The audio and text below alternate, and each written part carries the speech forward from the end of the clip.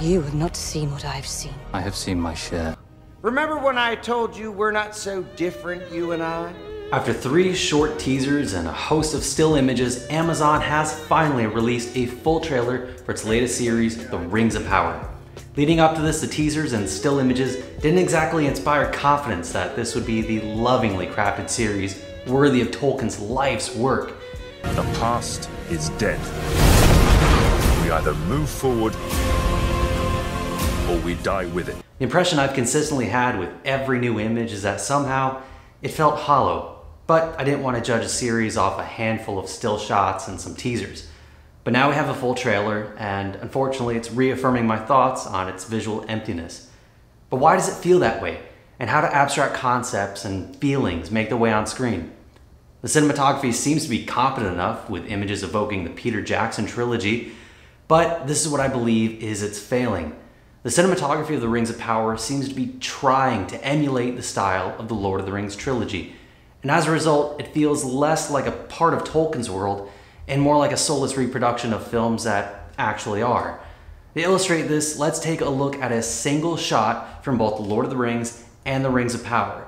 They're essentially the same shot and they're of the exact same character. Let's examine them side by side to see the difference between heartfelt inspiration and lifeless recreation. In both shots, we have extreme close-ups on Galadriel's eyes, with a very shallow depth of field with the actress's face in focus and with the background very soft. For the composition of the lighting, both use a classic beauty lighting technique from the 3-point lighting structure, with a soft key light off to the side of the actresses, creating a very slight nose shadow with very little definition. On the opposite side is the fill light. This has much less output and is even softer than the key to keep the shadows on their faces. The last point is the hair light, and this is very, very bright. It's separating them from the background and brings out the detail in their hair. The shot is objectively well composed, but that's all it has to offer.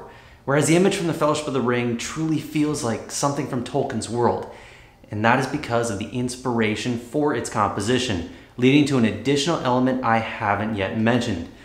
The director of photography for the Lord of the Rings trilogy, the late, great Andrew Lesnie, wanted to bring Tolkien's description of Galadriel to life as accurately as he possibly could, and in a visual way, and he wanted to show this through her eyes. So he crafted a rig with multiple strands of Christmas lights, and he hung it near actress Cate Blanchett so that it would be reflected back in her eyes, giving this sort of twinkling effect that's in the shot. It's a tiny detail, and if you're not really looking, it's one that might go unnoticed. However, it adds to the overall feel of the image, and it shows the care and the attention to detail that they put into creating the Lord of the Rings trilogy. And this also further highlights how Amazon seems to not have done the same. I wanted to do something special for Galadriel. I felt that of all the people in the story, she was, in a way, more connected with a spiritual world. And I took my biggest cue off out of the writing of Tolkien, which basically described her as saying, no sign of age was upon her, except in the depths of her eyes, keen lances in the starlight, wells of deep memory. I wanted to find a visual interpretation for that somehow. So what we did, Brian and I did a few little experiments, and we eventually came up with what we called the Galadrielite. We went out and bought many Christmas lights and we festooned them all over this rig. And what it did is it actually reflects like starfield in her eyes. Because, to me, it's like a lot of performances in the eyes, and I wanted her highlights to be different to everybody else's in the film.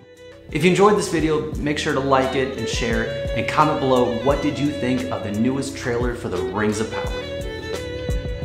Frankly, my dear, I don't give a damn.